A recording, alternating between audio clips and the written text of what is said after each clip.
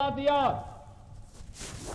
कि जहां अयोध्या में रामलला विराजमान है वही प्रभु श्री राम की पावन जन्म भूमि है और वहां पे मंदिर निर्माण का मार्ग प्रशस्त कर दिया।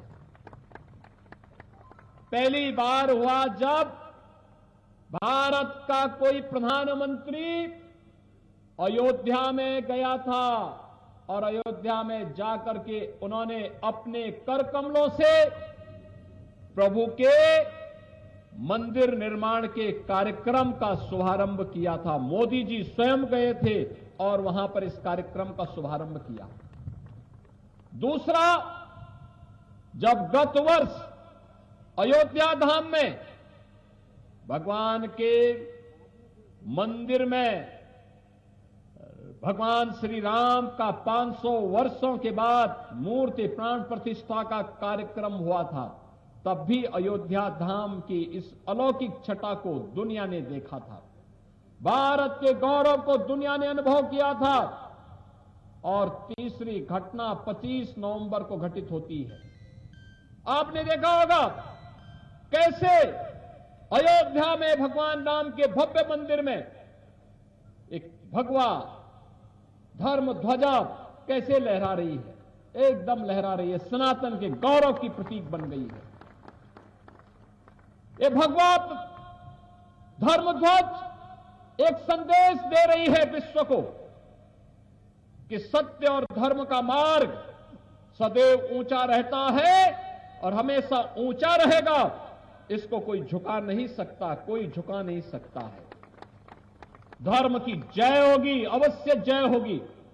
हमें विचलित हुए बगैर अपने पथ का अनुसरण करने के लिए तैयार होना होगा।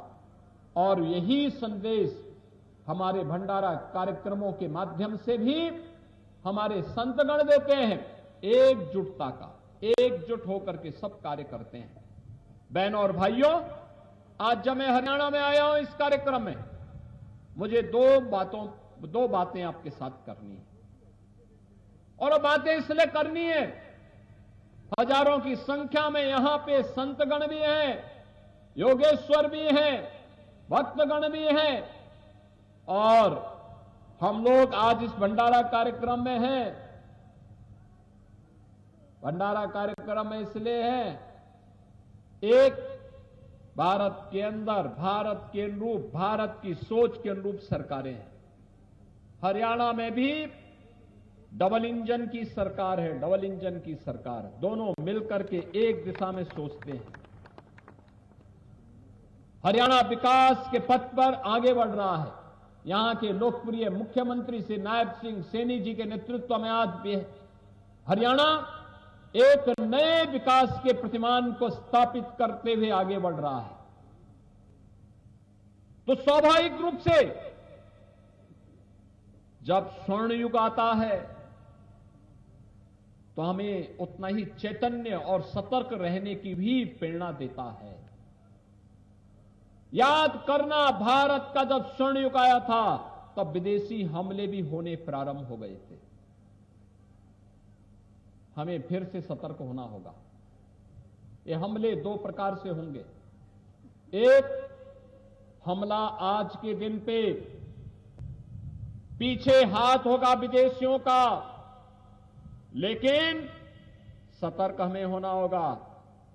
ये हमले दो प्रकार के होंगे। एक हमला होगा धर्मांतरण के माध्यम से और दूसरा होगा नशा के माध्यम से। याद करना, हम सबको याद रखना होगा,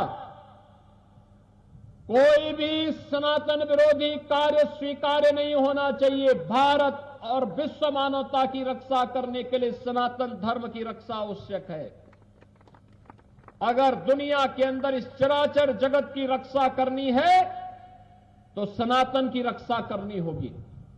उसे सुरक्षित करना होगा, उसे हर हाल में सुरक्षित बनाना होगा। और ये तभी होगा जब हम सब मिलकर के एक रहेंगे। हमें बंटना नहीं है, बटेंगे तो कटेंगे। याद करना, जब भी हुआ है, जब भी बटे हैं, यही हुआ है। एक जाति के नाम पर नहीं बंटना है, तुष्टीकरण के नाम पे नहीं बंटना है, क्षेत्र के नाम पे नहीं बंटना है, भाषा के नाम पे नहीं बंटना है। सबको एक रहना है, एकजुट होकर के भारत के सनातन धर्म की ध्वजा पताका को अयोध्या में जैसे राम जन्मभूमि पे धर्म ध्वजा फहरा रही है, ऐसे ही सनातन की धर्म ध्वजा हर घर पर, हर सनातनी के घर पर लहराती हुई दिखाई देनी चाहिए। और दूसरा, नशा के खिलाफ एक प्रहार। ये नशा के कारोबार पूरी व्यवस्था को खोखला बनाने का कार्य कर रहे हैं। नशा नाश का कारण है, व्यक्ति की सोचने की सामर्थ्य समाप्त कर देती है। हमें हर हाल में हर प्रकार के नशे को दूर करना होगा, अपने युवाओं को उससे बचाना होगा, अपनी वर्तमान पीढ़ी को बचाना होगा, समाज को बचाना होगा। कोई भी उसकी नजदीक ना आने दे। याद करना, हमारा दुश्मन लगातार फिराक में है। वह किसी न किसी रूप में नशा का कारोबार भारत के अंदर फैलाना चाहता है। लगातार सीमा पार से इस प्रकार की शरारतें हो रही हैं।